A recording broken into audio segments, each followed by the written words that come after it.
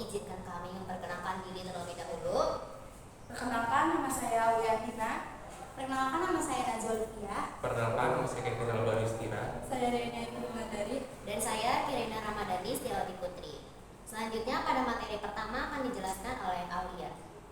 Di sini saya akan menjelaskan perundingan di kapal USS Granville. Perundingan di kapal USS Granville memasukkan beberapa keputusan. Yang pertama, Indonesia menyetujuinya dibentuknya Indonesia Serikat pada masa peralihan dan kedaulatan. Kedua, Belanda bebas membentuk negara-negara federal di daerah-daerah yang didudukinya melalui jajak pendapat terlebih dahulu. Ketiga, pemerintah Indonesia mengajak pasukannya dan menggosongkan daerah-daerah di belakang garis Panmong untuk masuk ke Indonesia. Pasalnya, perjanjian ini menjadi wilayah Indonesia semakin sempit, seperti sebesar daun lontar, istilah Legend Sudirman. Wilayah yang semakin sempit mempersulit posisi Indonesia baik secara ekonomi, politik maupun militer. Indonesia pun terkepung dan terblokade. Wilayah resmi Indonesia selain Yogyakarta itu ada Surakarta, Kediri, Kedu, Medium, sebagian Karesidenan Semarang, Pekalongan, Tegal bagian selatan, dan Surabaya. Selain divisi Siliwangi, tentara Indonesia di daerah lainnya yang masuk garis Panmong juga harus hijrah. Langsung selanjutnya gitu aja. Selanjutnya akan dijelaskan oleh Najwa. Di sini saya akan melanjutkan materi dari Aulia, masih di perjanjian Revalim.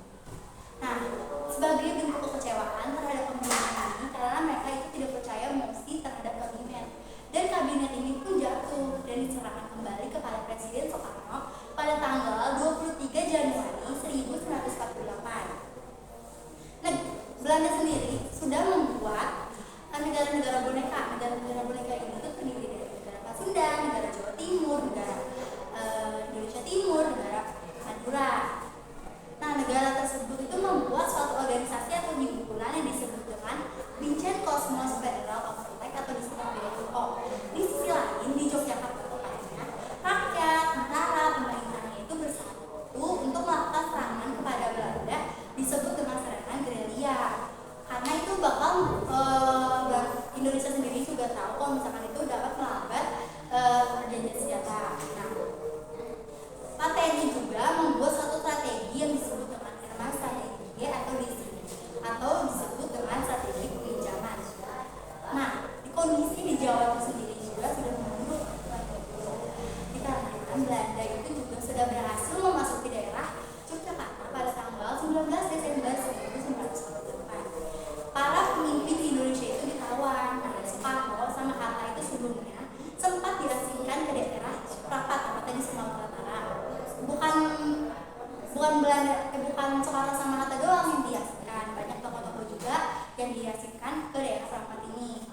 Nah, sehari sebelum ditawan ini, tepatnya itu pada tanggal 18 Desember, para pemimpin Indonesia itu membuat suatu sidang kabinet untuk mengirimkan radiogram ke Bukit Tinggi. Nah, jika Amir Syarifuddin ini tidak berhasil mengirimkan radiogram ke India, mereka akan mengirimkannya ke LN Teller dan Dr. Sudarso yang berada di India untuk membuat suatu PDRI atau disingkat Pemerintah Darurat Republik Indonesia. Nah, karena dalam kondisi gawat ini, Presiden sama Wakil Presiden ini mau diasingkan, tapi mereka tidak mau dan mereka bertetap di daerah Yogyakarta. Walaupun resikonya itu bakal ditawan sama Belanda. Nah, selanjutnya itu bakal dijelaskan oleh Kevin. Di sini saya akan melanjutkan materi yang disampaikan oleh Najwa. Nah, materi yang saya bacakan adalah hasil sidang PBB pada tanggal 24 Januari 1949. Yang pertama, ada Belanda harus menghentikan segala aktivitas militernya dan Indonesia harus menghentikan aktivitas gerilyanya. Yang kedua, pembebasan tahanan politik Belanda tanpa syarat. Yang ketiga, secepatnya dilakukan perunding-undingan perjanjian Linggajati dan perjanjian Granville. Yang keempat, dibentuknya Dewan Pembentuk Undang-Undang Dasar. Yang kelima, segaranya Indonesia Serikat pada tanggal 1 Juli 1949. Terus perubahan nama KTR menjadi Perserikatan Bangsa-Bangsa oleh PBB. Jadi selanjutnya akan dibacakan oleh teman saya, Rian. Di sini saya akan melanjutkan materi yang disampaikan oleh Kevin. Yang pertama itu TNI yang berada di bawah komando Panglima Besar Jenderal Sudirman melakukan 2 langkah besar. Yang pertama itu melancarkan serangan gerilya wilayah-wilayah yang dikuasai oleh Belanda. Yang kedua, memikirkan cara yang tepat untuk mematahkan propaganda Belanda. Selanjutnya ada serangan umum. Serangan umum yang terjadi di Yogyakarta pada 1 Maret 1949 merupakan sebuah serangan yang spektakuler untuk mematahkan propaganda Belanda. Ada 3 alasan mengapa Yogyakarta menjadi sasaran utama pada saat serangan umum. Yang pertama itu, Yogyakarta merupakan ibu kota Republik Indonesia dan dapat direbut walau hanya beberapa jam. Yang kedua, banyak wartawan asing di Hotel Yogyakarta. Dan yang terakhir itu, semua pasukan harus memahami dan menguasai situasi. Selanjutnya, materi akan disampaikan oleh Kirei. Oke, selanjutnya di sini saya akan menjelaskan materi terakhir dari kelompok kami. Nah, materinya itu tentang perjanjian Romroyen. Nah, sebenarnya perjanjian Romroyen itu apa sih?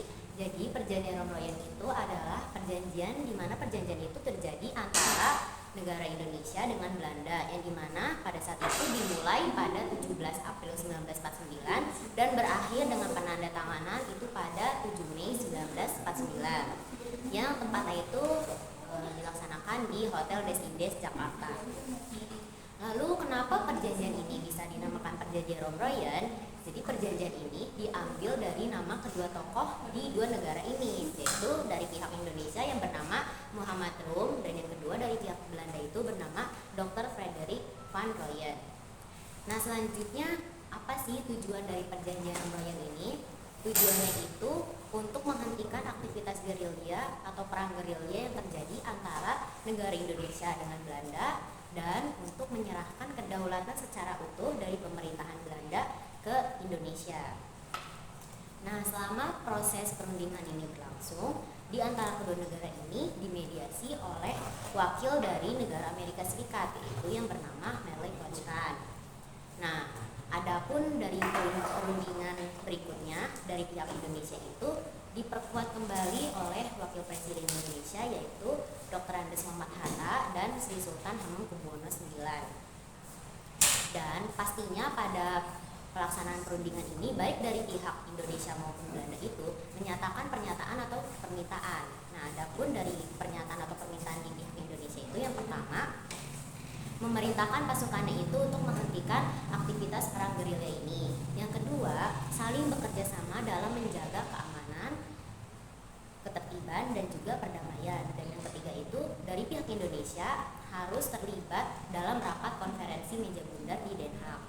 Dan adapun pernyataan atau permintaan dari pihak Belanda itu yang pertama, menghentikan aktivitas militer dan membebaskan para tahanan politik. Yang kedua, menyetujui kembalinya pemerintahan Republik Indonesia ke Yogyakarta. Yang ketiga, menyetujui bahwa Republik Indonesia itu sebagai negara Indonesia Serikat. Dan yang keempat, dari pihak Belanda itu berusaha untuk mengadakan rapat konferensi meja bundar.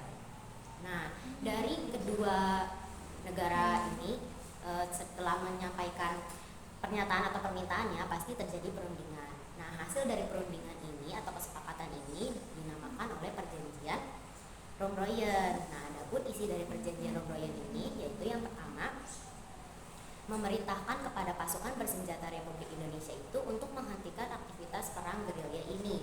Yang kedua, pihak Indonesia itu terlibat dalam konferensi meja bundar dan kedua negara ini saling bekerja sama dalam menjaga keamanan, ketertiban dan juga perdamaian. Dan yang ketiga itu kembalinya pemerintahan Republik Indonesia ke Yogyakarta. Kenapa ditempatkan di Yogyakarta? Karena pada saat itu daerah Jakarta itu sedang dalam keadaan memburuk, makanya dipilihlah tempatnya di Yogyakarta.